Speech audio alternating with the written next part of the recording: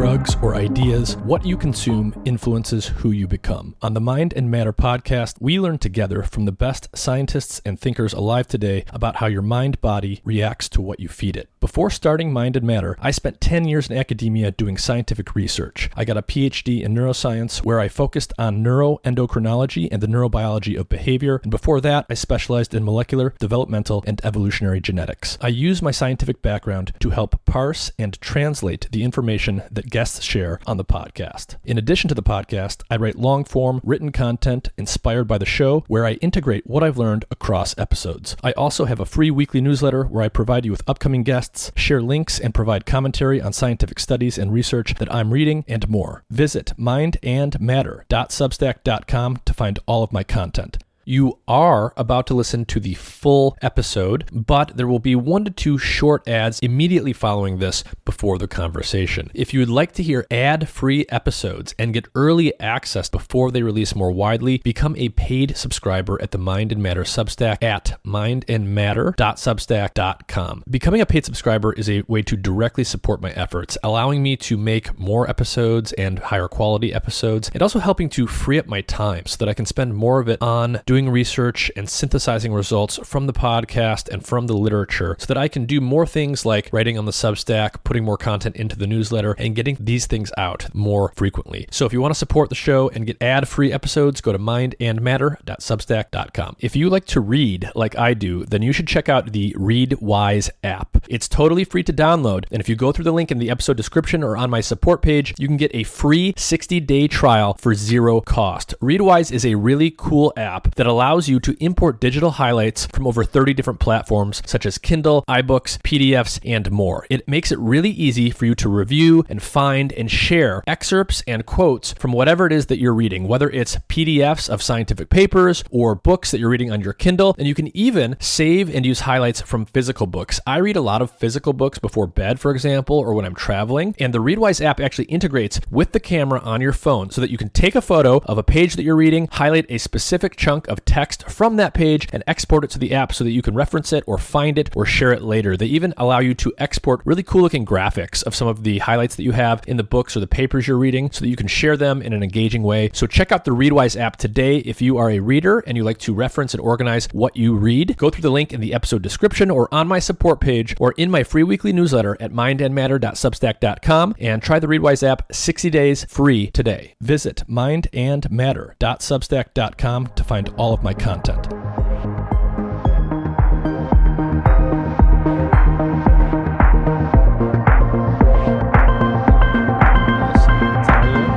you got that pronunciation okay. Thank you for joining me, and can you tell everyone a little bit about yourself and what you study? Yeah, sure. Thanks for having me. I am a group leader at the Janelia Research Campus. What that means is that I have a lab here. I've been here for 8 years now. I'm not at a university. I'm at a research institute. We are funded through a charity. That means that I don't have some of the responsibilities that come with being a professor at a university, so I can spend most of my time doing research. And that's what we've been doing. And I think we're here to talk about some of this research. Yeah. And so what is your field of study? Would you say that you're a computational neuroscientist? What is your field that you're in now, but also what's your background in terms of how you were trained? Yeah, I would say right now I am a neuroscientist, period. I did certainly arrive here via computational neuroscience. It's not unusual for people in this field of neuroscience to need to have multiple kind of backgrounds, and they get here from all sorts of disciplines. In my case, I started with kind of a pure math undergraduate degree and kind of transitioning slowly into more applied math. Then the applied math became computational neuroscience. Then the computational neuroscience mixed a little bit with machine learning in my PhD that I did at the Gatsby unit in London. And then eventually my postdoc, I realized I can make more progress if I also do some of my own experiments. So that's when I actually picked up some experimental skills as well, started doing experiments, and that just kept going in my lab, where I now have kind of a full complement of kind of experimental side to the lab and computational side to the lab. and everything else that's needed to run such a lab. And so, what does your lab study at a high level? What are the kinds of neuroscience questions and the kinds of systems that you're working with? I would say at the very highest level, maybe the lab studies just how network computations happen in the brain through kind of coordinated activity between all these neurons that we have in our heads, right? Um, a lot of the complexity emerges from just the vastness of the neural networks that each of us has in their heads, but also that the animals that we study have in their heads. Um, Something as small as a mouse, which is the organism that we study, has more than 1 million neurons. And if you put that in perspective, that's actually more than some of the biggest neural networks that we have today, the artificial neural networks Hmm. that we have today. And so a lot of the complexity arises from the kind of high dimensional nature of this system. And I would say that where our computational kind of skills come together with the experiments that we can do is to really develop new methods to study such high dimensional systems. Before we get into like some of your work concretely, some of the recent research, some of the tools and the methods and all that, let's just talk at a high level about computational neuroscience and neuroscience more generally. You said something earlier about network activity. Can you define for people who aren't familiar with neuroscience or not intimately familiar, how do we think about things at different scales when we start to think about how neurons compute things and how information is encoded, going from individual neurons to circuits to networks? What do these things mean? Yeah, good. Um, we can certainly start at the single neuron level, but one could start even below that, right? So, like you said, there's multiple scales at which computation takes place. They all happen simultaneously, kind of all at once. And when we think of any one particular computation that eventually leads to something measurable, like I can reach my hand out to pick a cup, there was the effect of all these different scales and all these systems kind of computing, kind of propagating neural activity until it led to me reaching out my hand. And so it starts at the level of single neurons, which are themselves computational devices. Single neurons are very small, right? Something like tens of microns across, like a single cell. However, they have these processes that extend pretty far away relative to their sizes, their dendrites, their axons. Those integrate all sorts of inputs from other neurons. This happens at very, very small microscopic levels. Synapses get triggered. Voltages inside of this neurons kind of accumulate this activity. Ion channels open and close. So a lot of stuff goes on and on and on until kind of the output of this neuron, classically thought, is an action potential that travels down of its axon and then goes to kind of contact other neurons that are going to be receiving this message. And it's this property that makes it a network of neurons. Every neuron is connected to something like from 1,000 to 10,000 other neurons. And of course, they're all kind of recurrently connected to each other. Not every neuron is connected to every other neuron. So the exact properties of which neurons connect to each other leads to this kind of dynamic of exchanging messages back and forth with action potentials.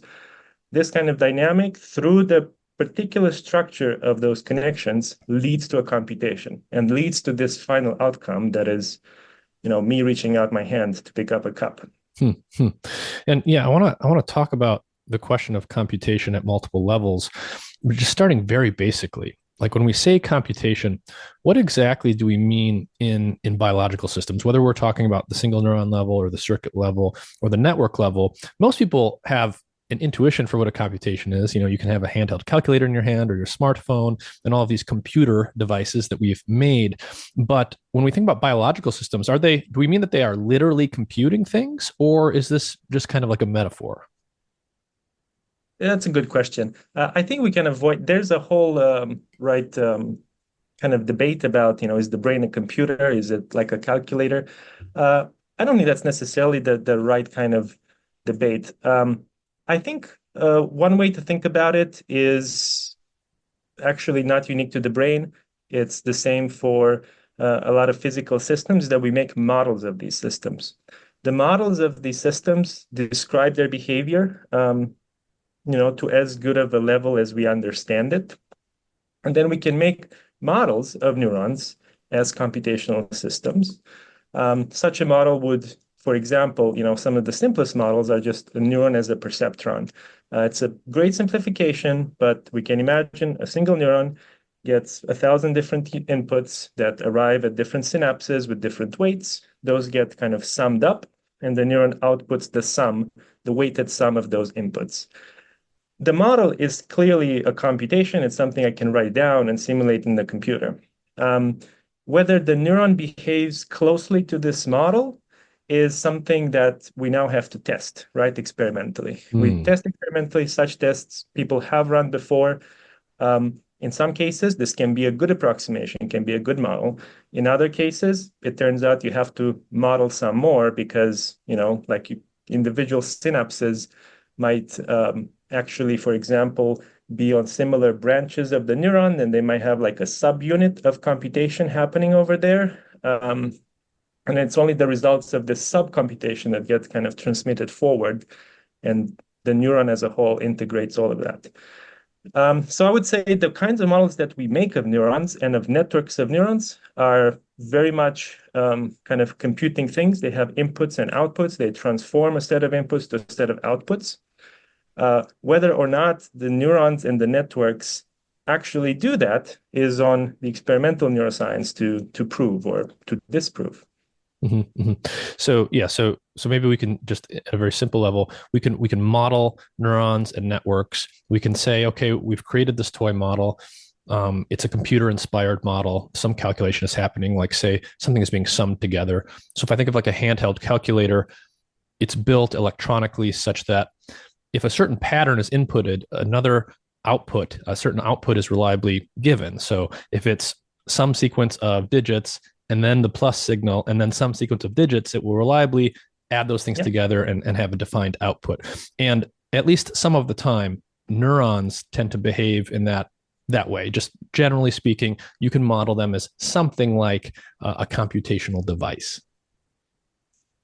Yeah, and like you said, right, a lot of the things that can get modeled that way, especially in a deterministic way, like a calculator would be, tend to be true on the smallest scale. Like if I raise the voltage of a neuron, I can predictably 100% make sure this neuron is going to fire an action potential, send that message down the axon. But then as it goes to kind of higher scales, now we have these networks of neurons that they're kind of coupled together strongly. Sometimes it doesn't matter which neurons fires the action potential as long as kind of the message gets relayed. And so you get into these less deterministic cases. Of course, physically, everything is still deterministic, but you get into cases where the behavior of a single neuron might be sometimes fail on individual cases. For example, me reaching out a hand, a neuron in my brain might activate 50% of the time that I do that. Another neuron might activate the other 50% of the time. So that's where kind of the network effects start to come into play, where it's not necessary for, every neuron to behave like a calculator, just for the system as a whole is kind of at a larger scale to behave relatively, deterministically. And then it comes to, of course, things that make us more human are the fact that we cannot always be reliably predicted, right? We do things that no one expects sometimes. And exactly how that kind of decision propagates from kind of the lowest levels of single neurons firing through to networks that, they may go one way or another in their kind of activation patterns, and me ending up saying one thing or another. That's the kind of fascinating thing that we hope that one day we'll get closer to understanding. And it's, honestly, one of the things that makes neuroscience pretty exciting to work in, because it's a way of understanding ourselves. And I think a lot of people get into it because of that. What are some examples you might give of famous or well characterized computations that happen in the brain, mostly at the single neuron level, just to get people started thinking about what's out there? Some of the most famous models at the single neural levels are the ones that led to Nobel Prizes. So things like the Hutchinson-Huxley model for, in their case, it was for the giant squid axon, which is one of the biggest neurons that you can find anywhere on the planet. That's good because it makes it easy to work with. It's kind of macroscopic. It's easy to record from. And what their model did, it was a model for the exact way in which an action potential might be triggered and propagate. Action potentials, they are the message, they're the central kind of unit of computation. So very important to understand exactly how these action potentials develop and propagate. And what made that research exciting from a computational point of view, that even back then, right, in the 50s and 60s, with pen and paper, they were able to make measurements, kind of extrapolate from those measurements a certain shape of a relation between ion channels opening as a function of time, and the voltage it generated in the neuron. And then from there, they were able to abstract away a computational model with a few subunits of computations in terms of different ion channels opening for different ions coming in and out, like calcium and sodium and so on. And then make predictions with that model that, kind of fit the data pretty well. And that was, frankly, one of the first kind of computational neuroscience applications. And in some ways, it was the way that the field originated. Beyond that, in terms of single neuron computations, let's see what came after. Hubel and Wiesel are another famous example. They were recording from individual neurons in the brains of awake monkeys, while these monkeys were kind of looking ahead at a computer screen. And on that computer screen, various visual stimuli were displayed. And this was the first time when they were able to figure out what neurons in the kind of central brain, kind of higher up in cortex, what those neurons were responding to. So what were the messages about? The action potentials that these neurons were generating were recorded with an electrode, and the researchers were able to associate those messages to the exact stimulus being shown to the animal. And again, that was also done at a single cell level, kind of recording neurons one at a time with an electrode. Mm-hmm, mm-hmm.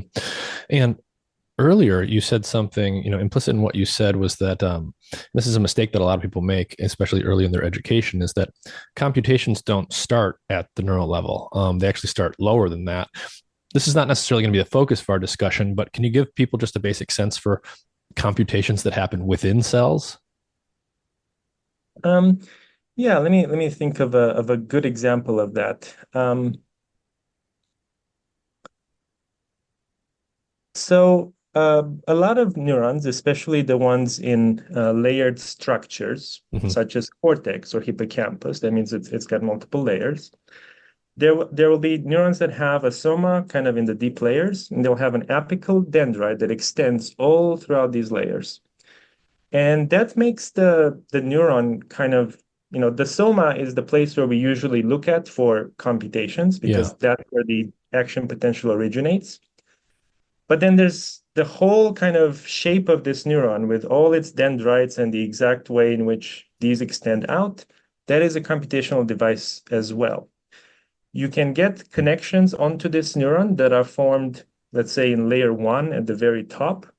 These tend to be kind of more intracortical connections from other neurons that are kind of traveling parallel to these layers. And you can have connections much closer to the cell body, where the cell body is in layers, let's say 4 and 5, where those connections might be from neurons, let's say in the thalamus, that bring in sensory information to this neuron. And then you might have kind of connections somewhere in the middle that are from inhibitory neurons in this network, which, for example, can modulate or like shunt the activity that's propagating either from the top to the bottom or from the bottom back to the top. And the fact that the activity, for example, the inputs at the top, they're so kind of far away, it means that for them to actually have an effect on the soma, they kind of need to accumulate or like to potentiate something, some inputs that happen more locally. And that kind of computation requires a nonlinearity. And the fact that it requires a nonlinearity makes this model of a neuron as a kind of a simple linear addition insufficient. It means you now have to think of kind of separately as the inputs to this neuron as being its dendrites, and then you can model the dendrites as different compartments. You can go into a lot of detail with this, and people do. You can model it with hundreds of compartments, where every compartment might in fact be the unit of computation. But again, that's not entirely known how many compartments you'd need to model a neuron very well.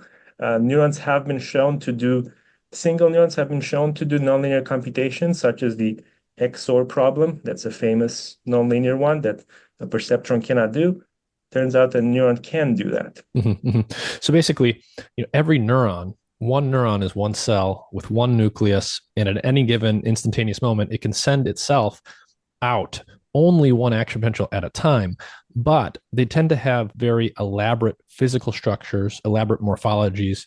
So one neuron might send branches to different parts of the cortex. They might send them to different parts of the brain entirely that are very, very far apart compared to the size of the nucleus of the cell.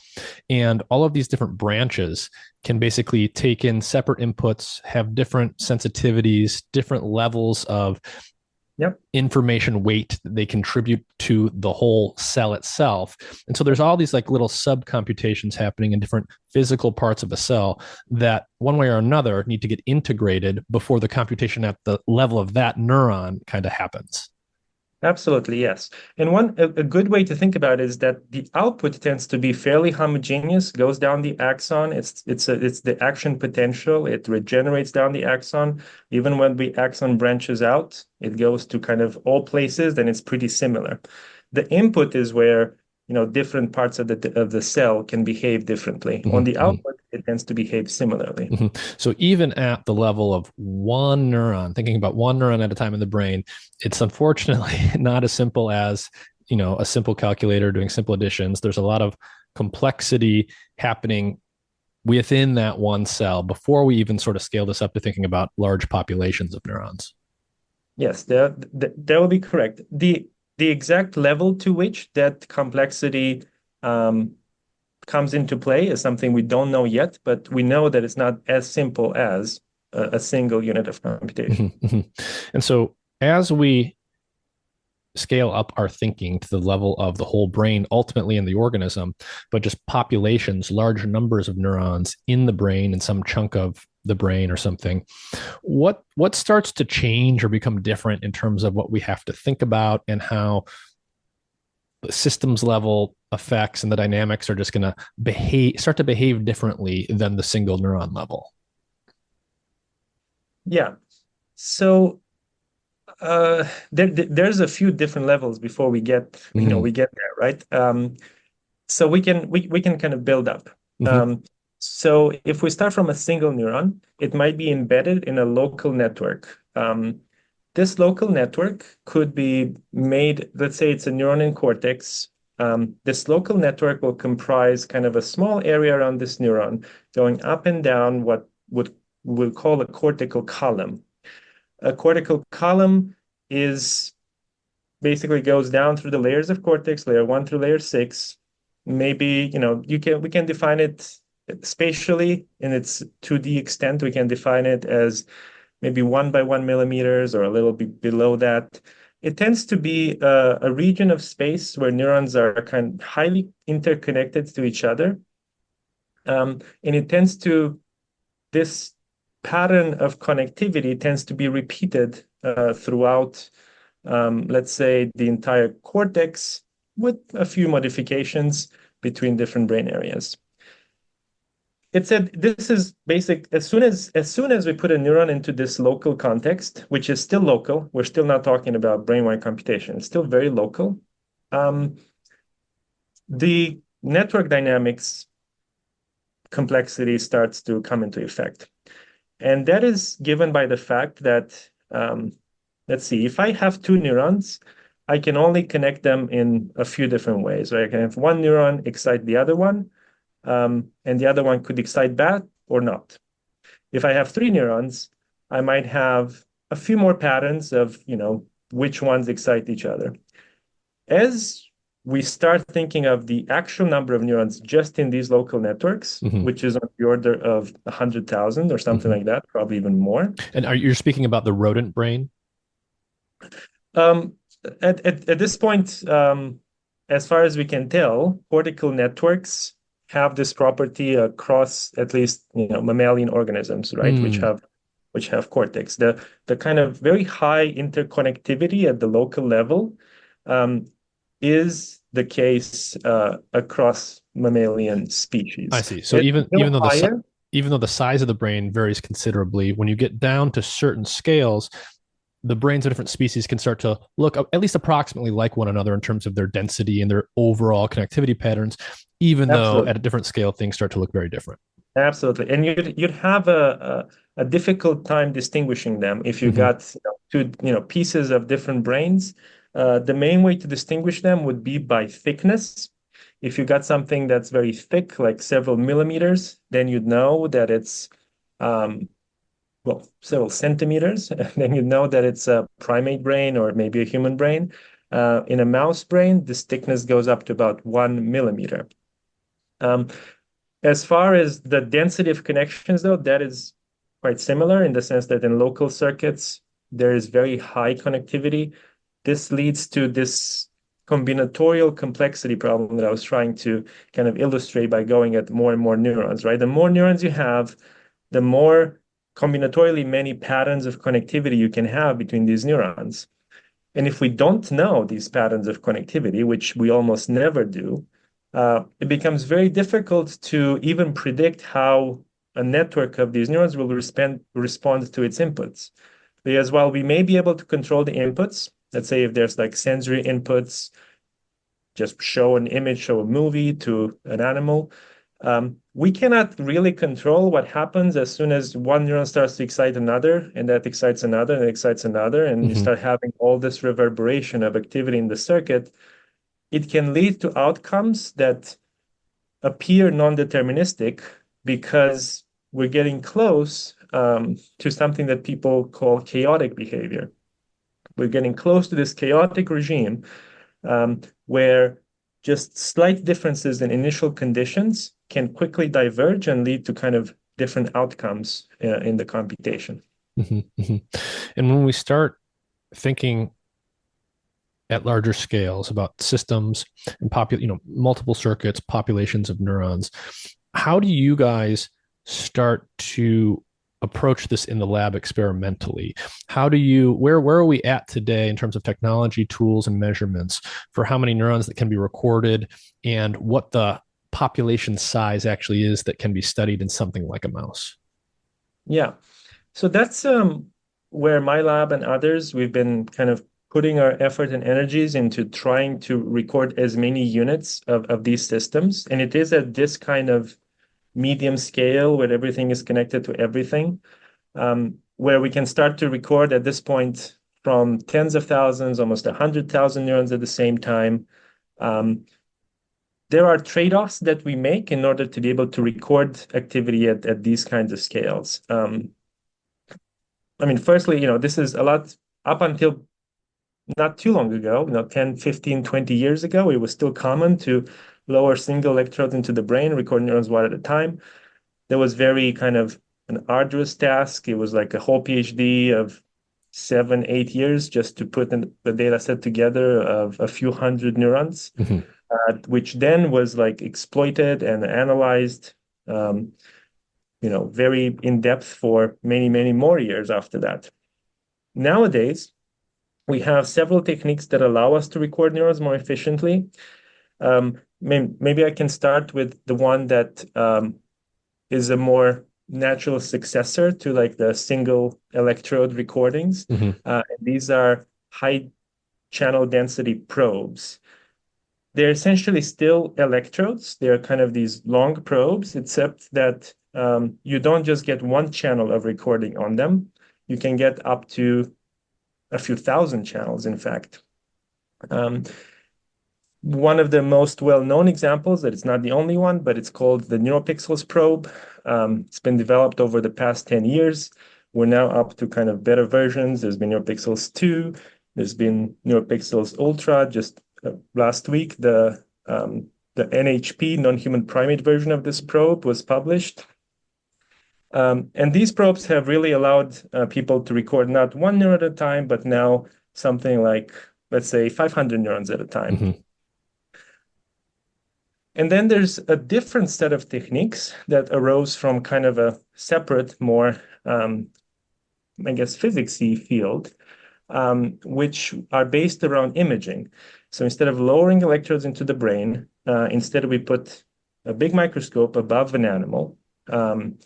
We replace a piece of the skull of the animal with a piece of glass, and we put certain molecular proteins inside of the neurons that will fluoresce when the neuron activates. When the neuron fires an action potential, there's a lot of calcium coming into the cell. It binds to these proteins that most of the time we use what are known as GCAMs. These are genetically encoded calcium modulated proteins. When calcium comes in, because of the action potential, the cell is nicely fluorescent. And if it's fluorescent, that means you can see it with a microscope. And that's what we do in the lab. We have been kind of building better microscope and better kind of ways of recording from a large number of neurons with microscopy. And So, those are the techniques that get us to those 50,000, 100,000 neurons. Yeah. So when we talk about the types of animal research that you do that we'll come to, when we talk about recording from large populations of neurons, there's essentially two types of ways of doing that.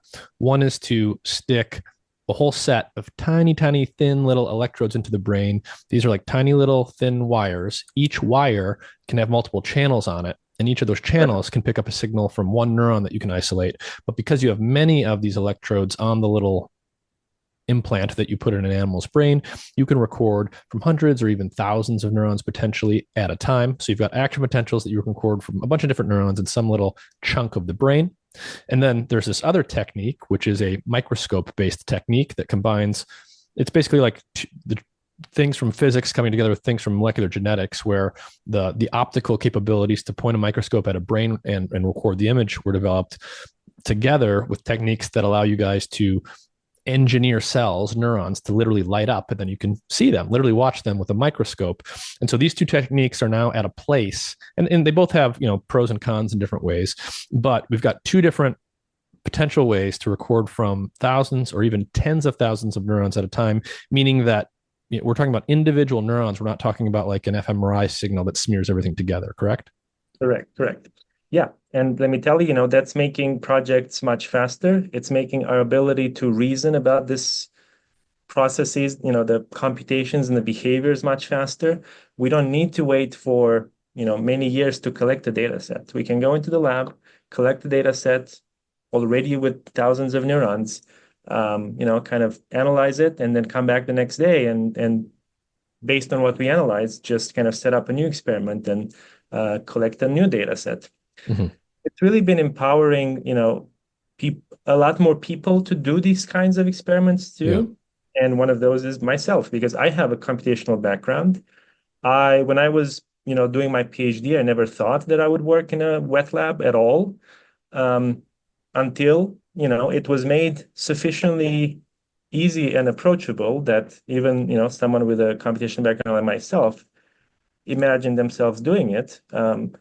And then it turns out, it's not as difficult as we thought.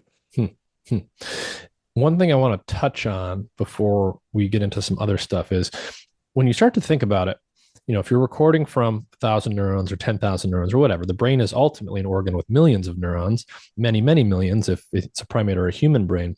But even a mouse brain has millions of neurons, as you said. This is more, I think you said it's more than the artificial neural networks that are doing all of the impressive things that we see in the AI world. That's So even a simple animal like a mouse that's nowhere nearly as sophisticated as a human primate is already this very high dimensional creature with many, many neurons. When you're recording from that many neurons, then we remember that neurons are expensive from a metabolic perspective. Even just one action potential, think about all of the protein channels that have to open and close, all the parts that have to move, all of this stuff takes energy.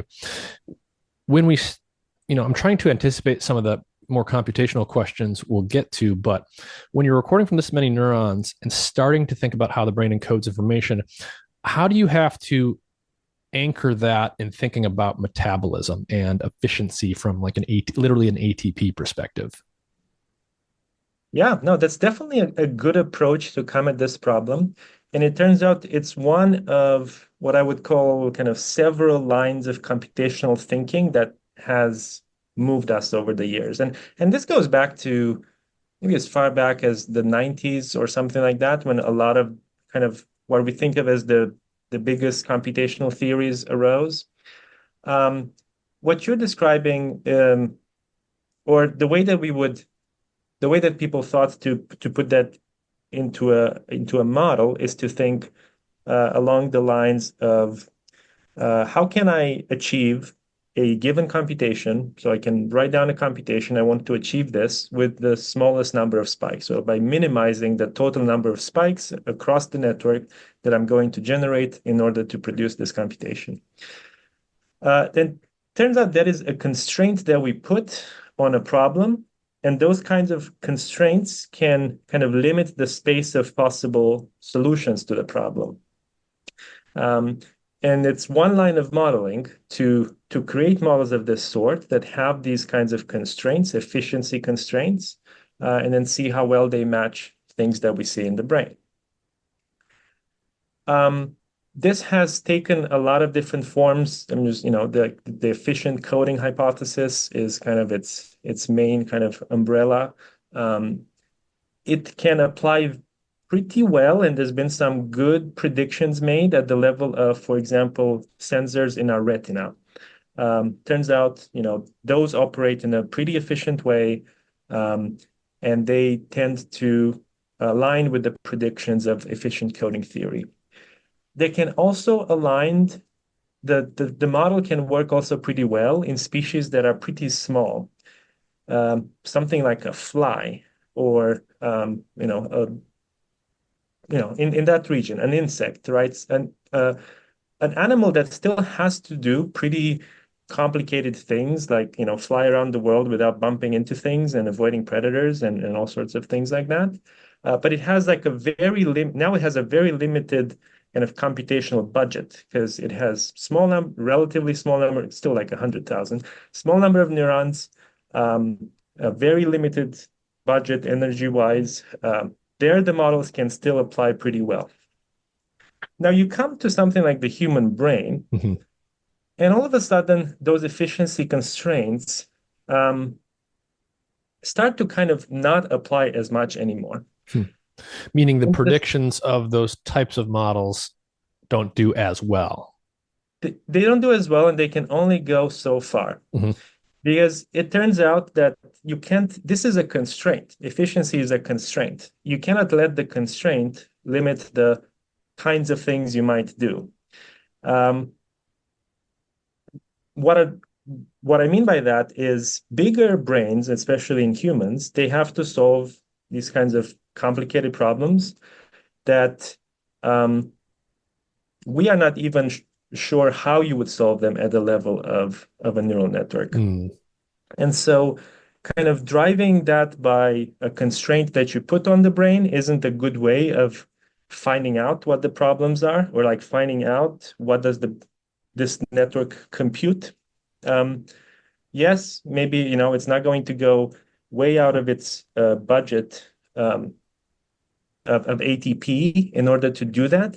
But at the same time, if we're looking at all the action potentials that are happening in the brain, we're looking at a lot of the kind of action potentials that happen, even, for example, in something like a very sensory area when our eyes are closed, for example. We do this in mice. We record neural activity in complete darkness in their visual cortex. Turns out there's still a lot of activity. It's structured in certain ways. We understand some of it, but it's certainly not completely quiet. It would be the prediction of efficiency as a fundamental principle. Mhm. Yeah. So, And like my perspective, and it's kind of we could explore this in different ways, but I would say my personal perspective on it mhm. is that brains and networks that are this big, they find certain solutions to these problems that are kind of non kind of idiosyncratic. They're Mm. ways of connecting neurons that you wouldn't have thought about, that maybe like happened by chance at some point during evolution. The places that are kind of hard to escape from and really kind of optimize efficiency, which is why the brain is not very efficient, right? It Mm. consumes 10 times more energy per cell than any other part of the body. Hmm. Hmm. So, I mean, it's really easy to get really into the weeds here. We have to keep in mind some things simultaneously for probably the rest of the discussion, which is nobody knows exactly how this stuff works. There's many different things that we can talk about and many different perspectives we can share. So we'll try and do a good job of explaining, there's this model or this theory, and then there's this other way of thinking about things. But one thing I want people listening to keep in mind is two separate but related questions are: how does the brain compute the stuff that it computes or that it's doing? But then there's also the question of what is it actually doing? Like Yeah. before, and you kind of need to think about both separately and together in parallel to start to think about some of this stuff. So I want to ask you a big question here, and there's no answer. I'm just making that clear for everyone. You can give your perspective and talk about maybe some of the other perspectives that are out there, but I just want to ask you the general question: what do you think, and what do neuroscientists generally think the brain is actually ultimately built to learn and encode? So, for example, is it built to learn and encode sequences of actions and to figure out how to do that from experience as efficiently and effectively as possible? Is it built to construct representations of stuff outside the organism, or to abstract regularities that are these more abstract things? Is it all the above? Can you start to talk about maybe your perspective and some of the general perspectives on this? Yeah. I'm sure it's all of the above. Um, but perhaps I could share what I think might be like one of the more crucial ones. And I think one of the more crucial ones for humans, and we'll see when we get to study this in animals, there's certainly people going that way, is that our brains are very good at making models of the world, kind of like you said, like representations of things outside, making models of the world. But also they're very good at running those models forward in time, Mm. right? In our heads, we can imagine what would happen if I did this or if I did that. Yeah, mental time travel. That's right, but into the future. Mm-hmm. And that is an extremely important skill to have, Mm-hmm. because if you can predict how the world is going to react to your actions, you can avoid some of the most costly actions that you could take. Yeah. And you could really kind of find or narrow in on are the good actions that you can take. And I think a lot of that depends on not only on having a model inside of our head of how the world works, but also our ability to kind of it's generative AI, right? Mm-hmm. But in our heads, for kind of extrapolating into the future, how the world would change, um, if we do this or that, or if we don't do anything at all, which is also very much something we do all the time. Why do I think that's the one of the most important things? Um, it's fairly, we think it's more unique to us humans. Um, we build on top of that ability very much. I think a lot of the knowledge that we transmit abstractly between people, and it's knowledge about how things work. It's knowledge about models of the world. We make models of the world and we transmit it to our children. We transmit them to other members of our tribe. We transmit them through society to our whole thing is to make models and to transmit them forward. Mm-hmm, mm-hmm. And all of these things, you might emphasize them or de-emphasize them based on the person you're talking to might have different opinions on which ones to emphasize, but also these things might exist to different degrees in different types of organisms. Like obviously a centipede is presumably not making the types of abstract models that a human being has, even though both animals need to, for example, chain together sequences of muscular motor action patterns in an efficient manner. So when we think about mice, how do you start to think about this in mice and what the type of brain a mouse has needs to do? Are mice capable of abstraction a little bit, or like how do you start to think about what the mouse brain is built for? Right. We think so. Let's see, what's a good place to start? My lab more directly works right now on how animals like mice make models of visual environments.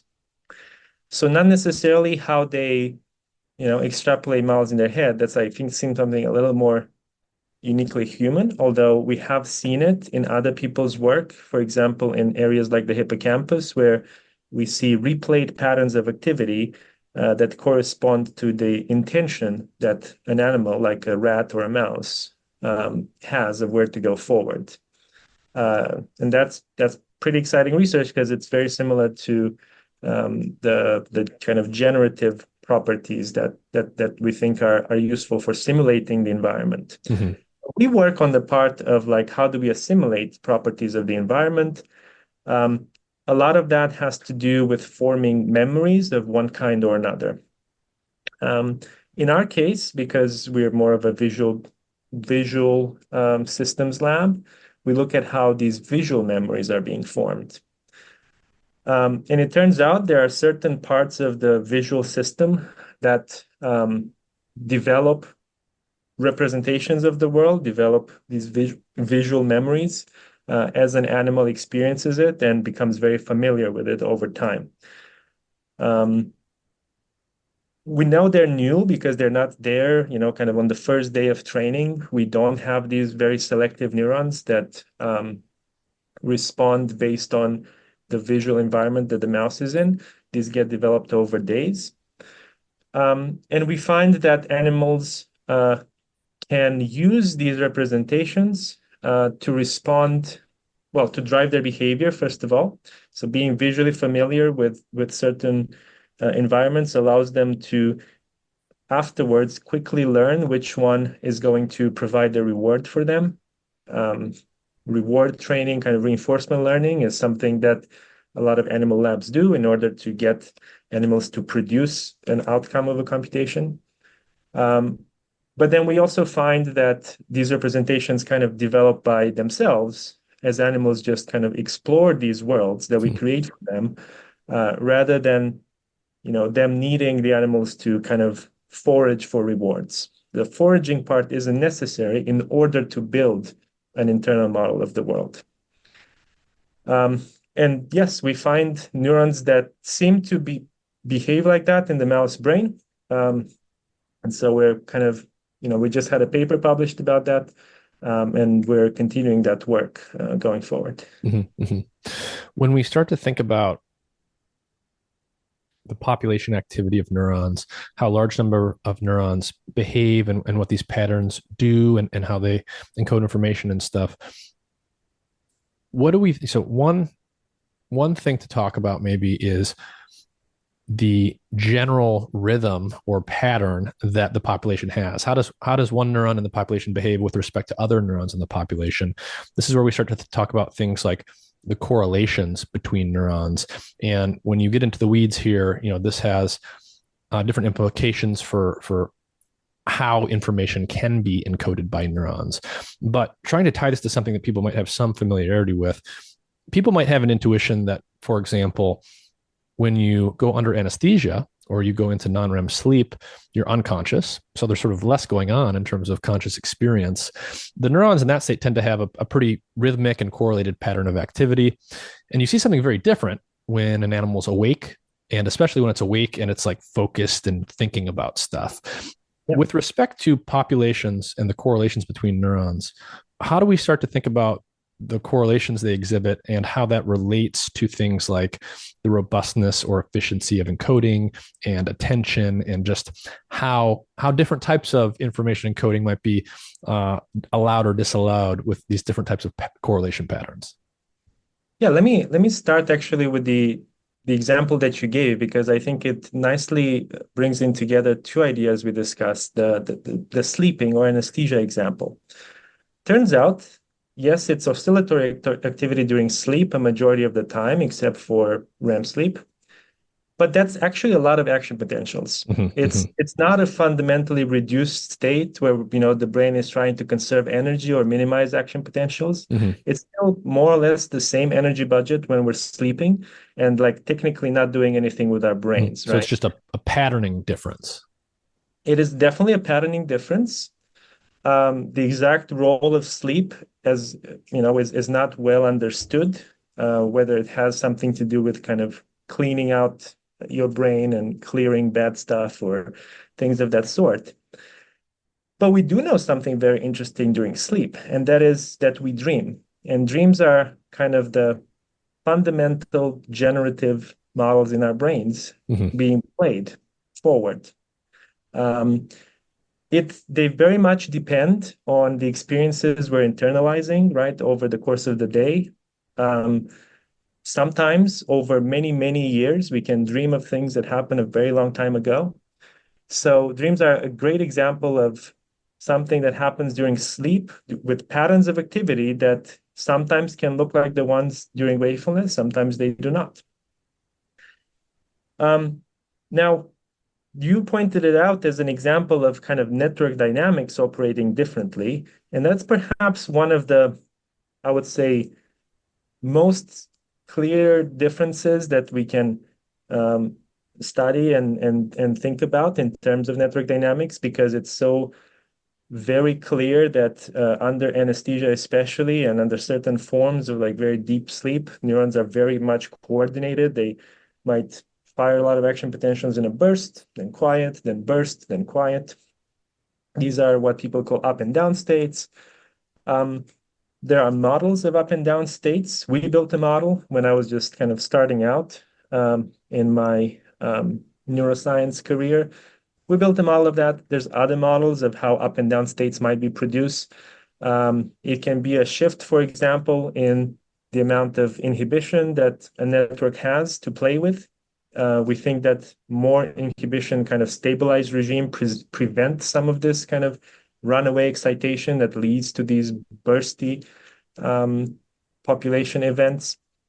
But ultimately, we think that that's just kind of a way of correlating a network to the point where it's not really able to do the things it's normally supposed to be doing. It's just a way of kind of impairing the normal neural computations, and perhaps that impairment is what leads to the loss of computation. So at a very high level, the extent to which neurons are firing in a coordinated fashion will determine what they're computationally capable of. Clearly, the neurons, as they're firing the ways they do during anesthesia or deep sleep, they're clearly not capable of doing the things that they do when they're awake. Yes, except for dreams. Except for dreams. And I was just saying that's kind of in some ways it's something that we call a one-dimensional pattern of activity. If all the neurons go up and down together, this is the whole population having one mode, of coordinated activity. We can project the neural activity onto a single vector direction in neural space and get most of what's going on, most of the activity going on over there. Hmm. But when these Whereas generative systems are in play during dreaming or during waking, that's not the case. that's not the case. Then, this one-dimensional mode of like the whole population activating or not becomes very uninteresting, has very little activity in it. It really becomes this very high-dimensional pattern where there's all sorts of groups of neurons that might be activating together sometimes. And really, there's no good way, at least for these kind of cortical recordings that we do, there's no good way of reducing that to say, oh, not it's not one dimension, but maybe it's five, maybe it's like 10 different axes, and that's all the brain is doing. No, we don't see that in any of the scenarios we've looked at. There is not a way to reduce activity of, in our case, 10,000, 100,000 neurons that we record. We have no way of reducing that to, let's say, just five dimensions. So people have tried and failed to come up with models of the brain and to analyze these high dimensional data sets where you've got many neurons recorded. And people have tried to say, okay, what if we can explain everything? If we can explain the sleeping brain in one dimension, maybe we can explain the waking brain in 3 or 5 or 10. And Yeah. we can't do it. Yep, absolutely. And we can also we can prove that we can't do it, right? As we record more and more neurons and we get more and more samples of this kind of neural data, we can develop the kinds of analyses of the, if you want, of the mathematical properties of this kind of cloud of points that the neural activity inhabits. We can quantify those mathematical properties. Mm-hmm. And those quantifications can tell us, for example, that there is no linear, for example, set of dimensions that you can project into that span the whole space, but also that there's no kind of nonlinear set of dimensions. Hmm. So nonlinear manifold, which is where it gets more complicated and more mathy. And then you have to think of kind of the local properties of this mathematical object that we call a manifold, because it resembles, the mathematical concept of a manifold. It's a kind of a curved Mm-hmm. space, but linearly, Mm-hmm. locally, it's still linear. Locally, it still looks like a low-dimensional space. We don't see that in the brain as soon as we record enough neurons. If we Mm-hmm. record very few neurons, or if we put the brain into a very kind of low-dimensional state, for example, I don't know, ask an animal to do the exact same thing 1,000 times, Yeah. which is what a lot of experiments are actually like. Right. Right. Then yes, it looks like there's very little going on. But as soon as we ask the animals to do lots of different things, or we show lots of different stimuli with different Mm-hmm. properties, we see that the brain kind of, the Mm-hmm. neural activity just jumps around in this space and just bounces into all sorts of different Yeah. patterns. So it's not just that the brain activity of a waking animal doing interesting things is many dimensional. You can actually prove that it's sort of this hyperdimensional thing that can't even in principle be projected down to a linear combination of even dozens of dimensions. That is correct. Yes. And trying to, what do you think that means in very, very simple terms? Is that connected to what you said before, perhaps, that this has to do with the idiosyncrasies of evolution and biology, and that things aren't built from a blueprint by an engineer. They're kind of cobbled together by this random walk through evolutionary space over time? Yeah. No, I think that's probably a part of it. Um, it's good to think about it in terms of information coming in, let's say to our eyes. We're studying a visual system, and what's going out. What's going out is actually the output of our system is fairly low dimensional. We can really describe what we do on a moment by moment basis with, just a few bits of information, Mm-hmm. right? Um, However, the amount of information coming in through our very high dimensional sensors, our retinas are some of the best cameras on the planet, basically. This is extremely high dimensional information. As we Mm-hmm. walk around, we're bombarded with very high dimensional information, lots of photons in all sorts of configurations. that our brains are somehow very well optimized to extract information from, and distill it down to these very few bits of information that go out, which constitute our decisions, right? We see a familiar face, we say hi, that's the output. The computation itself has involved like a very high dimensional process. Now, what's really kind of surprising is even as the data coming into our retinas is so high dimensional, it appears that the way the brain solved this problem is to make it even more high dimensional inside of the brain. So we go from something like 1 million retinal ganglion cells. I might have my numbers wrong. I know the factor of expansion. I might not know the absolute numbers. There's a lot. There's a lot. But then the factor of expansion of how many inputs come in through the retina and through the ganglion cells and through our nerve, optic nerve, it expands by a factor of 50 or so inside of our visual cortex. So for every little single pixel, let's say, in our field of view, there's another 50 neurons kind of somehow encoding that pixel in different ways, let's say. But they're not encoding a single pixel, they're encoding patterns of pixels. Yeah, there's more ways to encode the pixels than there are incoming pixels. Yeah.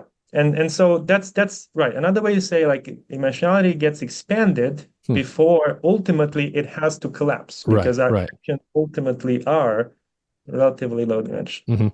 In principle, in theory, what would be the possible advantages of doing that dimensionality expansion before going in the opposite direction? Yeah, I mean, in principle.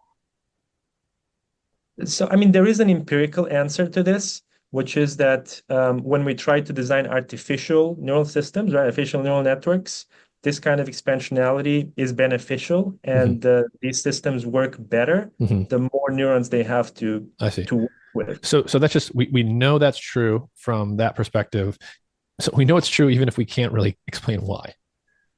We have a few, actually, it turns out the theory for explaining why was developed before the neural networks were developed. And the neural networks were not developed necessarily with this theory in mind, but this theory goes back to kind of statistical learning, I believe is the name. No, I may be wrong about this. This is not, some of the initial ways of thinking about it is if you have a kind of a nonlinear computation you have to do, what you could do is take your inputs, project them into a high dimensional space, and then do a linear computation in this space. That's much easier to do now. There are actual mathematical proofs that this kind of thing works almost always.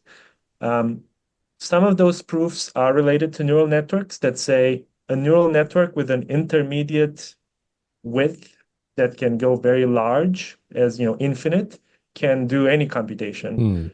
As opposed to a perceptron that cannot by itself. But when you put many of them, infinitely many, kind of in a row, it can do any computation. So those are the kinds of theories that talk about dimensionality expansion. In practice, with neural networks and artificial systems, we don't just make them high dimensional, we also make them kind of hierarchical, and we make them sequential. So the input keeps getting processed and processed and processed and processed.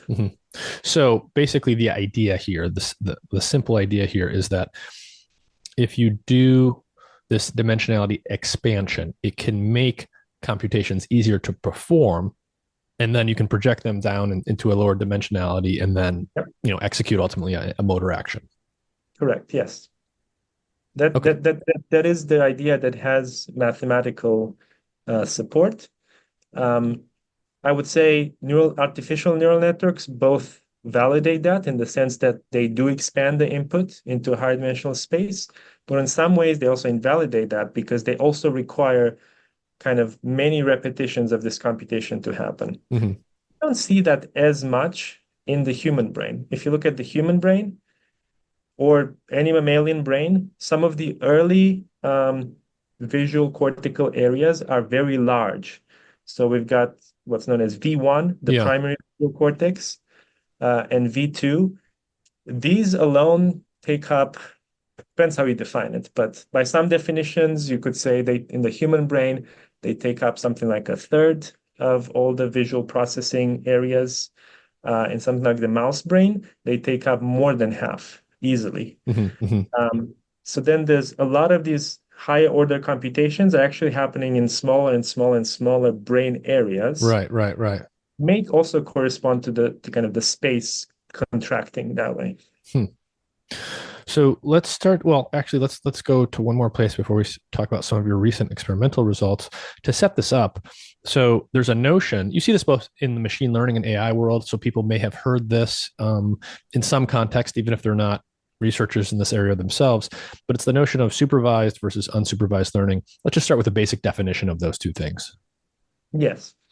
Um, these are coming entirely from the machine learning field, where supervised learning is any computation that you set up where you have labels that you're trying to predict from inputs. So it's another way of saying a regression problem. People might be very familiar with linear regression. That's the most fundamental supervised learning problem. You've got inputs and outputs. You model them as a linear operation, but you can also predict the outputs from a deep neural network with as many parameters as you want. And that's also supervised learning because you're predicting labels such as, in this image, there's a cat or there's a dog or, one of the many labels you could put on an image. And you have a big data set of such pairs of inputs and outputs, inputs and labels, that you train your classifier on. And that's typically described as supervised learning. And it's been the foundation for almost everything in machine learning these days. On the other hand, So there is a supervised learning algorithm would be one where the algorithm is given the things to look for or to do ahead of time. It's given some information and kind of told what to do. correct. Yeah, it's instructed on a kind of a case by case, on an example by example, what to do. And if you have a big enough data set, then you will be able to hopefully know what to do in a new situation, a new input that you have never seen before, still able to produce the right output. Mm-hmm. On the other hand, unsupervised learning is something that has also been kind of a big idea, and it's only becoming more practical these days. But it's been a big idea for a while because you realize pretty quickly when it comes to human brains and animal brains that the amount of pure supervision that we have is very low. There's very few times that, a parent points to something, says, that's a dog, it's a zebra, we get some of this, but it's very low compared to what any of the artificial systems these days get in their training. And instead, it's been thought for quite a while that the brain must also be able to do some kind of unsupervised learning where it can extract patterns from the environment without necessarily being told what those patterns are. And the reason why it made sense to think about it that way is because our environments are in fact very highly structured. The photons that arrive on our retina are not just random combinations of things. They arrive in like very specific patterns. And being able to abstract away and kind of make certain, understand that certain combinations of photons, certain patterns are much more likely than others, that's a form of unsupervised learning. Typically, and especially from a pragmatic point of view, let's say you have an artificial system you want to do this in, it is very common these days to do something like unsupervised learning to prepare a system for the eventual supervised learning that you're going to do with potentially a much smaller set of labeled examples. And when you do it that way, we call the unsupervised learning as unsupervised pre-training. We're pre-training a system to abstract away the kinds of patterns it sees in the data so that when labels come later, it's able to more easily associate those labels with abstract concepts in the data rather than with the kind of pixel level properties, which might not be a very good association. Mm-hmm. Okay, so there's a notion that unsupervised learning can help an organism learn the general, more abstract structure of stuff. And then when it has to do more concrete learning, like, matching pictures together or generating an action when it sees something, like in some of the experiments we might describe, that what you might call supervised learning or task-based learning, that can happen faster if there's already kind of some scaffold there that emerged in this unsupervised manner. Yeah, absolutely. That would be the idea. And it's been a very popular idea with theoreticians for quite a while. There's quite a few algorithms or models, let's say, that have made predictions of what things would look like in the brain if unsupervised learning was going on. And a lot of those were promising. Um, and so a lot of people in my generation, for example, kind of seeing those kinds of models, we've been very kind of inspired to like go and find more directly something of that sort happening in the real thing, right? In the real brain and with real neurons. And we think that's what we found. Do you want to set up some of these experiments a little bit? What is the general experimental paradigm you're using? What does it look like? What do the mice have to do? Yeah. So in this particular paradigm, mice are head fixed on an air floating ball or kind of a treadmill.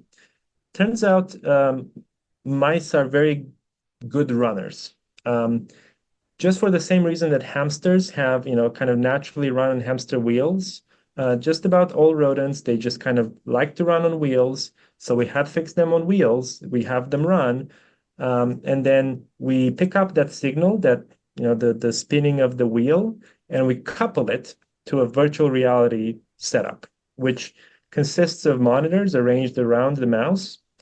And as the mouse is kind of running and moving forward, it moves forward in the virtual reality, and it gives it an impression that it's traversing some environment. Mm-hmm. Now, that might seem abstract and matrix-like. The reason we do this is so we can use our fancy, sophisticated, very large microscopes, right, that are kind of fixed in place. That requires us to fix the animals in place as well. And then we can come close to with the microscope and record from these very large neural populations, while the animal is kind of having an experience that's, not exactly natural, but it has certain of the same features Mm-hmm. as a natural So the experience. mouse is literally running on a ball and it's looking at computer screens that have what people might think of as kind of like a video game like environment, usually a maze of some kind. And Correct. the screen and the way it moves and presents pictures to the animal is tied to the animal's running its motion on this ball. And so it's very much as if the mouse is actually running through a physical space. And for all intents and purposes, it certainly looks like the mice think they are. Yeah, we don't know what the mice think. Mm-hmm. And we don't think that we are, we give them a little more credit than that. We think they do know. However, Mm. we think they're processing things in kind of the same way, or like reusing some of the same computational computations in their brains to process this kind of data. Mm-hmm. Um, I don't think they're imagining that they're not fixed in place anymore. Mm-hmm. Mm-hmm. For our purposes, this has a few beneficial properties. It's a departure from some of the more classical experiments. In classical experiments, stimuli are kind of shown statically, Yep. or they're kind of abstract stimuli shown on a screen in front of an animal. Um, in our case, these stimuli are presented in a way that the animal might experience them if they were Yeah. running around. Yeah. It's a dynamic environment. The animal has to use its navigation abilities. Things are, it's the stimuli are tied to the animal's motion through this virtual space. So it's Yeah. obviously this is an artificial setup, but it's quasi naturalistic in that sense. Yes, and we think it's part of the reason why it can drive the kinds of learning processes that would happen under naturalistic Mm-hmm. scenarios. Mm-hmm. And when we started this type of experiments, what we did is we set up kind of these different corridors, different regions of the world. We put different naturalistic pictures, really they're photographs that I took with my phone of like different visual textures around the world, really, not just here. And then we put these on the walls, and we wanted the animal, the mouse, to learn that some visual textures are rewarded and some are not. Some environments visually are good environments. Some environments are kind of boring. They don't have anything in them. Mm-hmm. We train the animals to respond to those good environments, the rewarding environments, to recognize them and respond. These animals are water restricted, so they're motivated to work for water rewards. And that is how we get them to report to us. Whenever they lick, it's a report that they think they're going to be getting water in this environment. Mm-hmm. And then after training for anywhere from 2 weeks to 3-4 weeks or so, the animals are reporting on almost perfectly which environments are good and which environments are bad. And then we record neurons in their brains. How do they do that? How do they tell you? So they tell us that because we don't just deliver water in the good environment. We ask them to lick the lick port for us in order for water to be delivered. So if in the one environment they're reliably licking and in the other environment they're not, this means the animal understands they're in environment A versus environment B. Yeah, exactly. There is no punishment for licking in the wrong environment. So in some ways, an animals could just lick everywhere and always get the reward. But it turns out they're conservative with their licks, and when they know, Yeah, right? So yeah. then they lick. And if they know they're not going to get water, they're not even going to bother. Okay. And so what comes next in the story? How do you start to suss out, supervised versus unsupervised types of learning in the Right. brain? So far, this resembles other studies that have been done before, including the neural recording part, which we recorded neurons before this process and we recorded neurons after this process, and we wanted to compare their activities before versus after. And you're basically looking at what we would call the visual parts of cortex. Correct, and multiple different visual areas in cortex. In more or less a big majority of the brain areas that the mouse has dedicated to visual processing, we're recording from all of them at the same time. And that's where the technology is really, enabling us to be able to do this rather than going and recording from one area at a time over many days, which would be, kind of difficult. We can record literally all of them at the same time, and so have something like a survey of what different brain areas are computing. And so what were you guys expect, like, under different hypotheses in terms of how the visual parts of the brain would be learning about this environment? What is sort of the space of possibilities you expected to see here? Yeah, so I think if we had not been paying attention to what other people were doing, you might think, okay, higher order brain areas should be more plastic, and change their activity as the animals learn a visual task. Because why would you change, very low level spatial computations, right? The very low level units in the brain is, for the retina, it's certainly the case. You kind of expect that they kind of deterministically report the same thing, regardless of what's happening. They're low level units. And so we might have predicted that only higher order brain areas would change their activity. However, we already knew from other groups that neurons just about everywhere change their pattern of activity. Not necessarily that they become more active, but they might become more selective between the different environments. So in the beginning, you might have lots of neurons that respond. For the sake of argument, let's say there's a leafy place in the world and there's a place with circles, because those are the stimuli we used. It's kind of leafy and circly. And there's at the beginning, there might be lots of neurons that respond to both. After learning, a lot of the neurons will be very selective. They'll respond to either one or the other.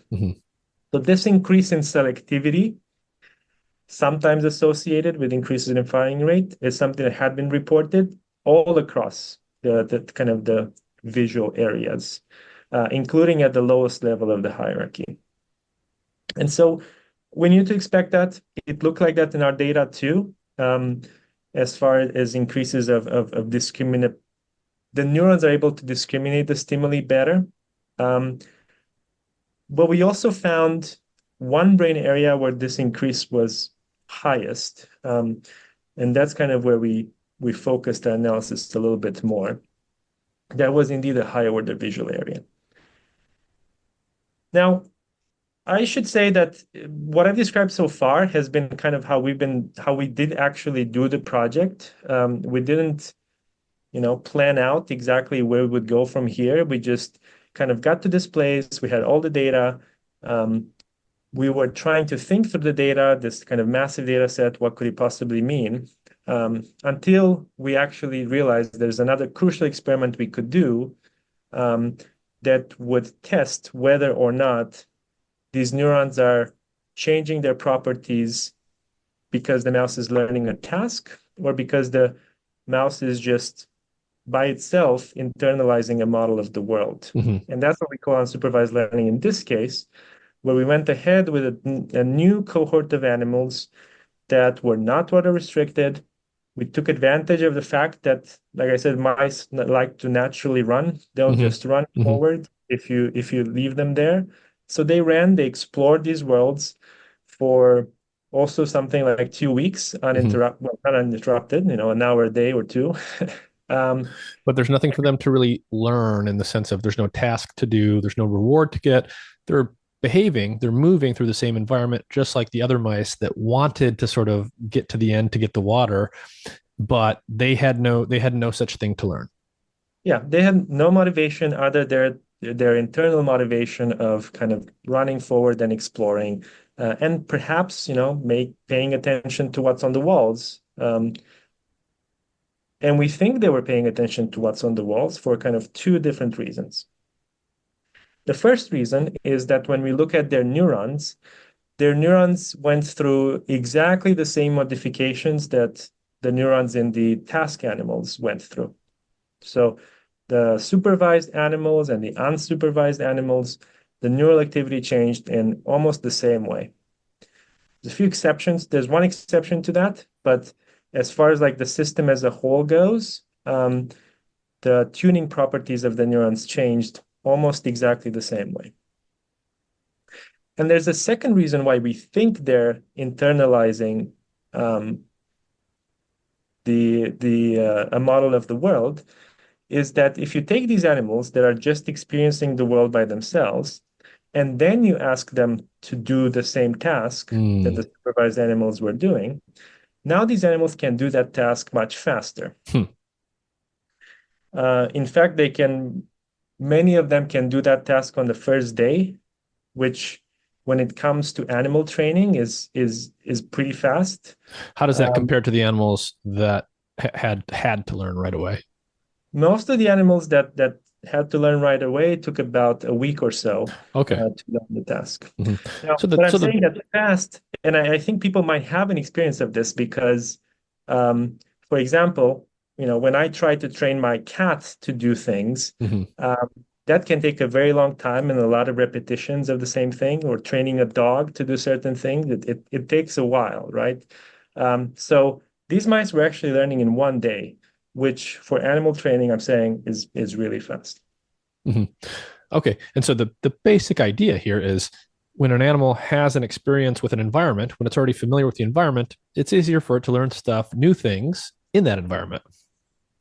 Absolutely. And we think it's because of these neurons that were forming new abstract representations of the world around it. Mm-hmm. And to what extent were those neurons localized in one place or a few places versus distributed?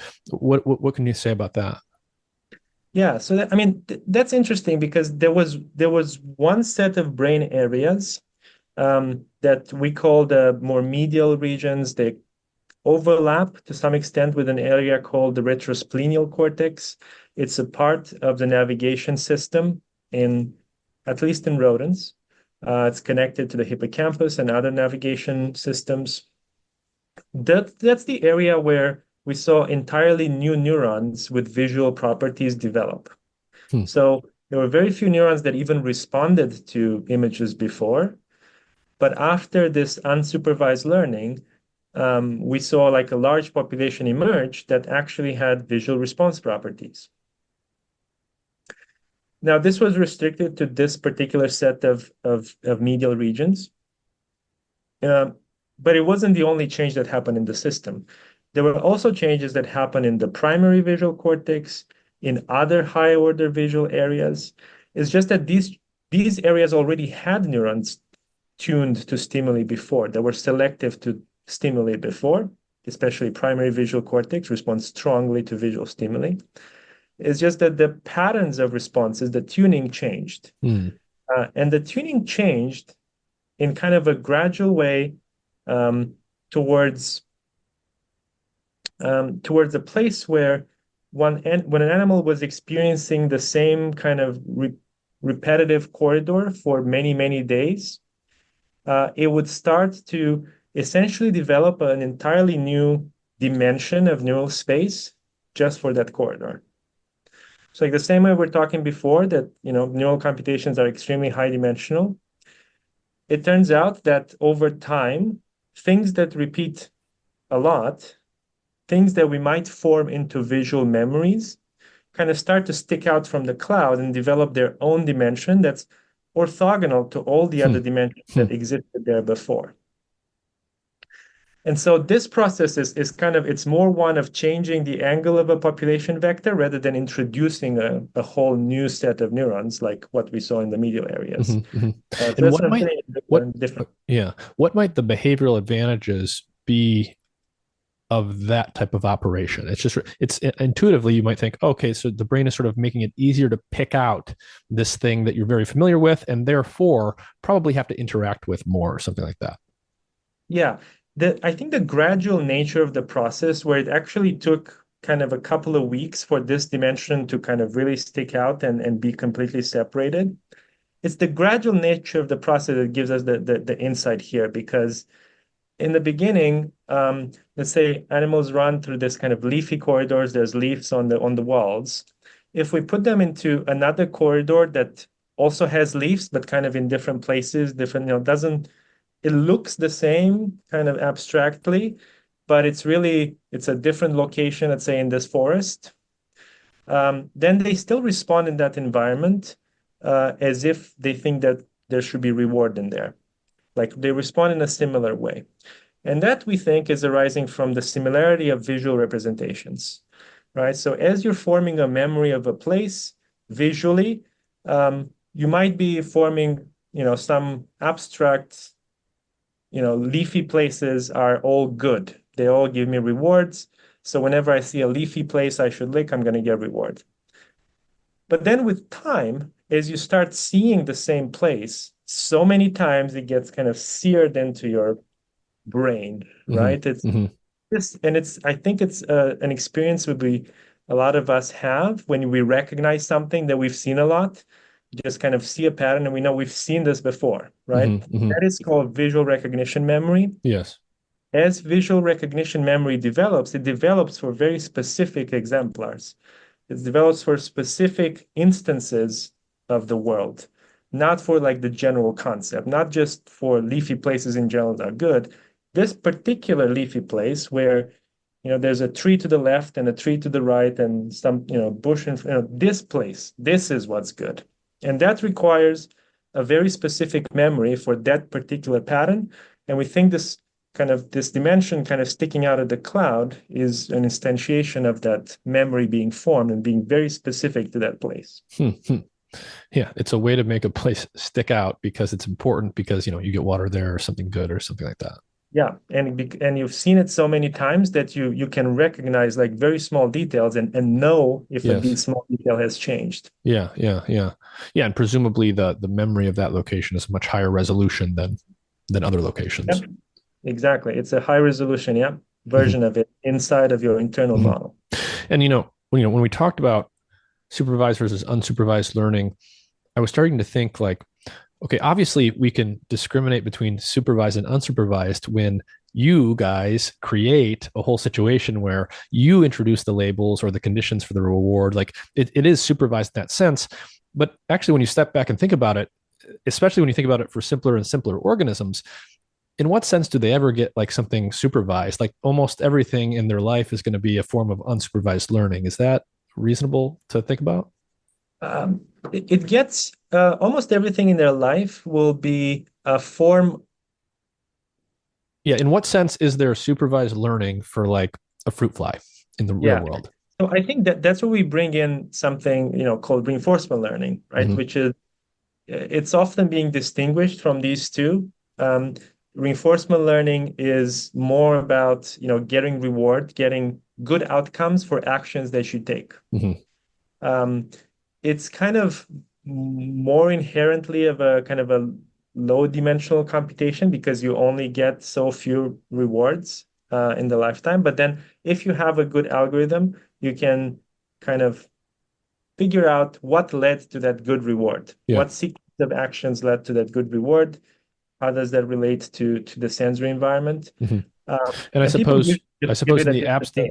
in the absence of having an external agent like an experimenter or like your mother or something, if I think about an animal who's taught by observing its mother, um, in the absence of having those kinds of labels, I guess in a sense, if certain sort of rewards are baked into the brain just intrinsically by evolution, those can be thought of as just preordained labels, and so they're supervising the learning in that sense. Absolutely. And every organism that we've looked at has had a big part of its brain dedicated to monitoring for those rewards and to kind of associating good things that animals do to those rewards. Yeah, yeah. Part of it is the kind of the dopamine system that people talk about a lot. It's a very kind of widespread signal that gets distributed throughout the brain. It's, if you want, it's the it's the learning signal essentially Yeah. for a lot of these, even for the higher dimensional computations. Yeah, and I mean, this is where you would talk about. So, dopamine, it's associated with motivation and the, obtaining rewards. But this is where oftentimes this is like the first sort of computation you learn about is the reward prediction error, which is, I mean, if you want to describe it for people, it's actually a powerful but remarkably simple phenomenon. Can you talk about that a little bit? Yes, so it also has to do with the brain making predictions about the world. Mm. So let's say you have this complicated machinery we've been talking about so far that makes a model of the world, and it's able to predict based on the model of the world that certain things are good and certain things are bad. And then you get into a situation, you predict, okay, something good is about to happen because I don't know, I walked into the elevator, I pressed the bottom for my floor, and I expect it will go to my floor. I don't know, something like that. But then all of a sudden, something unexpected happens, and the elevator just doesn't move, let's say. Mm-hmm. Then we would say, if we were to record from certain neurons in your brain that are dopamine neurons, we would possibly see a spike, a reward prediction error, a spike of neural activity associated to that moment when we realized that something that was supposed to happen didn't happen. Mm-hmm. Now, the way we study these in a lot of animals is related to rewards because that leads to some of the biggest spikes. If an animal expects a reward will happen, like Pavlov's dog, when a bell rings, and the reward doesn't happen, that's when we see some of the biggest such spikes that are reward prediction errors. Mm-hmm. And it is thought that this signal is especially good for learning because if your model was so sure that something good was going to happen, but it didn't, it means your model was wrong. Your internal model was wrong. You need to adjust it. To adjust it, you need a signal. The signal is the reward prediction error that Mm-hmm. then gets distributed kind of across brain areas. And through magic we don't know, is able to change that internal model to say, sometimes there might not be a reward. Get used to it. That's fine. It's normal. It's the new normal.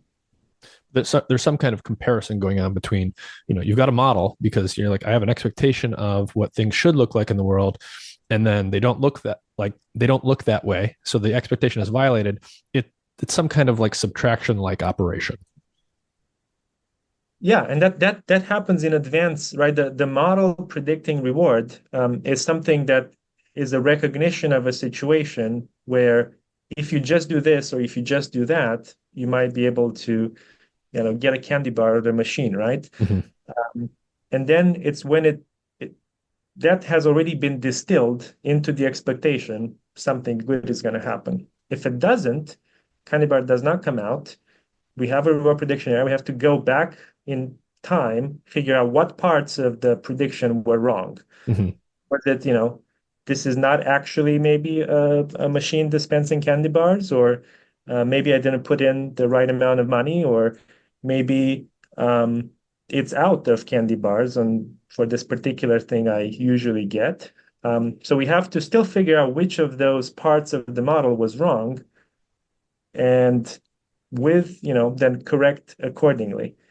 That's where it gets complicated, right? This initial part of a reward prediction error distributed to different brain areas is uh, by no means a simple thing, but then actually associating it with the internal model is where it can get really hairy. Hmm.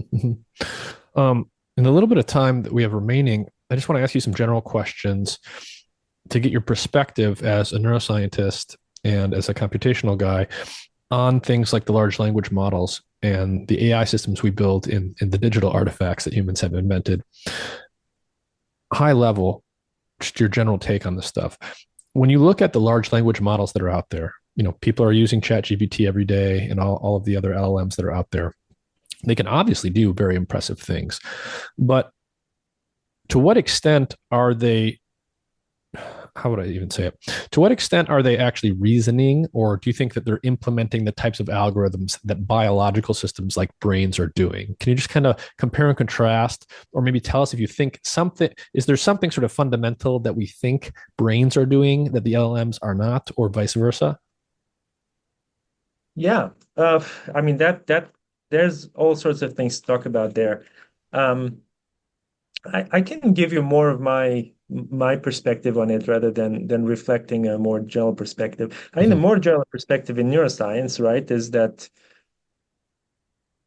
um, for better or for worse, right, there's something more special about how brain computations work that we haven't really captured the magic of reasoning into the artificial machines yet, right? And then the critical part of that becomes the yet, because some people think you can scale the current systems to a point where they do become looking like more like reasoning, even if currently they don't do that. Um, Now, my perspective on it is that humans and the kind of reasoning we have has been arrived at through evolution to some particular idiosyncratic version of reasoning that we have, where our brains are it I don't think our brains are like doing it in a simple like correct way. I think they're doing it in this very convoluted way, um, where it just kind of happened through evolution to get us to this point. I think it'll be very difficult to replicate that in a Mm-hmm. machine Mm-hmm. because it's reverse engineering our brains, which is what we do in neuroscience, but very convoluted, very like strongly connected network. It's very hard to reverse engineer.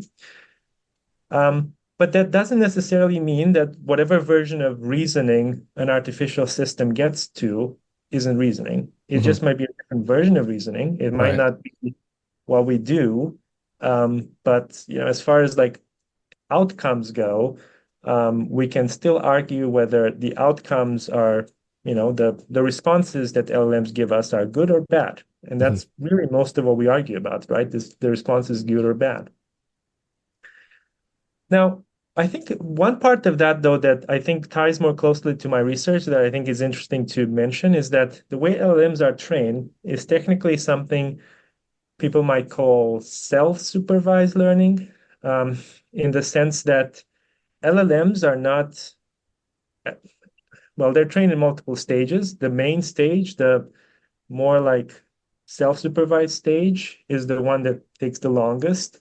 And it's technically not done with supervised data. LLMs do not have, well, they are fine-tuned on relatively big data of questions and answers, but that's not all they've been trained on. Mm. That's just a fine-tuning step. It's a relatively small part of how these LLMs are trained because they're initially just trained to predict the next word in every sentence, right?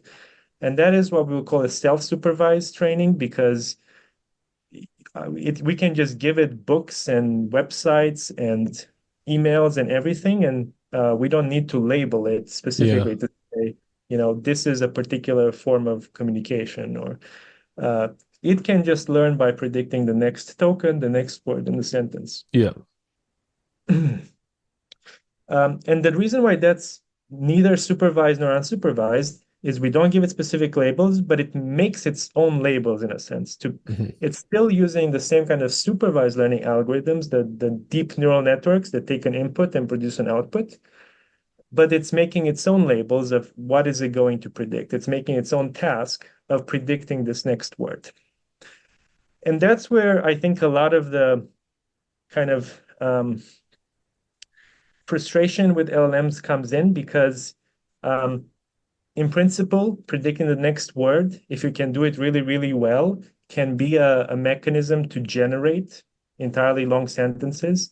Instead of predicting the word, you produce the word and you produce the next word and you produce the next word. That's how LLMs work. But then as far as like researchers, especially those of us thinking about the brain go, that is certainly not how, humans are trained to reason by predicting the next word, right? We reason across much bigger future timescales. Um, Also, we have pretty long timescales into the past, but LLMs have that as well. What LLMs do not have easily right now is the ability to kind of do a lot of kind of forward modeling and like pick the best version out of those. And the Mm. best specialized models that we hear about that do some of the most impressive tasks, like solving very complicated math problems, like international math problems and things of that sort, those are the ones that do have some of this forward reasoning. Hmm. And yeah, I mean, I think that's kind of uh, my perspective on it. Just it's another computational system. It doesn't have to be the same as what humans do. It can be studied for kind of what it is. Um, and it will be very interesting to see just how, far these kinds of systems can get to. For us Mhm. neuroscientists, I think we mostly think of them as like another interesting system to study. Yeah, yeah. It's another system, just like you're studying multiple systems in biology. You've got different species, different strains. Obviously, in the realm of biology, you've got, evolution by common descent, so they're all related to each other. This Yeah. is almost just like an alien branch of we might think of as a phylogeny, and so therefore it might just have more distinctive properties. It might work in different ways because it has like this independent origin. Yeah, exactly. And that kind of contrast can often lead to kind of realizations about how the systems work, Yeah, what's yeah. necessary for certain properties and what's not. Mhm. Given how much of the brain is about the body in a sense, right? You've got to move this body through space to survive and propagate. Much of the brain is about it's about learning things about the environment insofar as they can inform patterns of muscular contraction that the neurons are generating. The Mhm. LLMs don't have that. They don't have bodies and muscles like that. So how does the sort of embodiment or disembodiment play into this? Do you think that's an important thing in terms of what these systems will and will not be able to do? Um, I think my perspective on this is that the embodiment problem is certainly a difficult one and one where humans are and animals, that's where we still are much better than anything else, right? Like so far, we've been able to, even a few years ago, right? We would say that it's our cognitive abilities that like set us apart. But now we have LLMs that can mimic some of those things that we didn't even think was possible before. Our motor abilities are still, far from being reached by robots or any kind of um, yeah, artificial systems. But I think a lot of that has to do also with our biology, with how efficiently our cells are working. Some of those system, principles you started with, right? The efficiency of them, they tend to apply quite a bit more to other parts of our body that have been kind of optimized through even much longer evolution before that. And so while I do think that this is a hard problem that's not, it needs a lot of work to be solved on the robot side, making robots with, LLMs that are sufficiently embodied. I personally do not think that is what sets us as humans apart. I think it is those internal models and our ability to reason. We can do very sophisticated things without moving a finger, just by thinking. People can, write entire novels about continents they haven't been to just from their, Paris apartment or something like that. And I think, a lot of those kinds of properties are things where we have built our societies around, and we have built, it's why the internet is such a drain on our attention, is because it connects us to a lot of knowledge and a lot of new things from all over the world. I don't think it is our, muscular systems that are going to be where, LLMs are suddenly going to become conscious because they are embodied. No, I don't think so. Interesting. Well, I think that's a great place to leave it. Your work is fascinating, Marius. I want to thank you for your time. I encourage people to go check out your work and work sort of in the realm that you play in if they're interested in learning in biological systems, but also how some of these computational principles apply and some of the crosstalk between the ML world and the biology world. Is there anything you want to leave people with? Any final thoughts or things you want to reiterate from our discussion today? Well, I want to thank you for inviting me again. It's great to be on your podcast. I think the only thing I would iterate is that not the specifics of what we talked about, but rather I think the fascination around studying this system is real. It can be very exciting, especially if you're a student, if you're someone who's like me, 15, 20 years ago, looking for, some kind of interesting field, right? Because I had these mathematical skills that I felt like it wasn't that useful. Solving math problems, the kinds of pure theory math problems that professors in mathematics solve isn't directly impactful into the world right now. But you can take a lot of those same kinds of skills and you can apply them to these fascinating systems and study them. Whether you're trying to understand how brains work or how machines work, it's these complex systems that kind of have fascinating us for so long that I think are really worth getting into, because they can keep you motivated for very long periods of time, for many years, and probably for entire lifetimes and careers.